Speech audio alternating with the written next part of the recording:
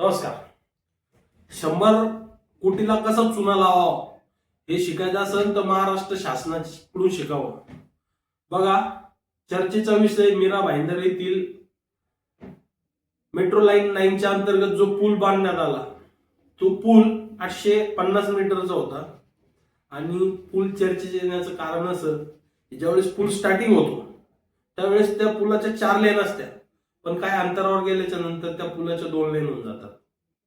ज्या ठिकाणी पूल असा चिंचोळ्या भागात पाहिजे होता, ठीक आहे, जागेच्या अभावामुळे जेव्हा MMRDA ला विचारण्यात आलं की पूल असा कावर करण्यात आला, तर त्यांनी सांगितलं की जागेच्या अभावामुळे.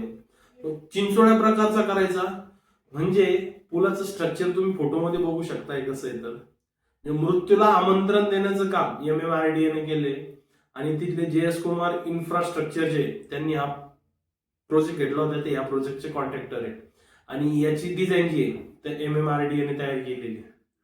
बघा, फक्त बिलं काढण्यापुरतच जे कुमार इन्फ्राटेक जी कंपनी आहे त्यांनी या पुलाचं सादरीकरण केलं आणि हा पूल एवढं फास्टमध्ये बनवून, आणि हा डबल डेकर पूल आहे. विशेष म्हणजे खालून मेट्रो लाईन चालते, त्यावर नंतर वरून वाहनासाठी हा पूल ठेवण्यात आलेला आहे. तर या ठिकाणी तो जो पूल तुम्ही फोटोमध्ये बघताय किती धोकादायक आहे याच्यावर विचार करा.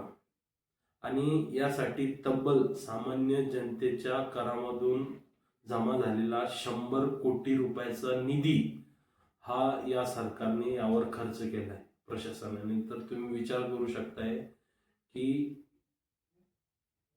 कोरोना काळातले इंजिनियर आता कुठेतरी सक्रिय होत आहे असं यामध्ये दिसून येते.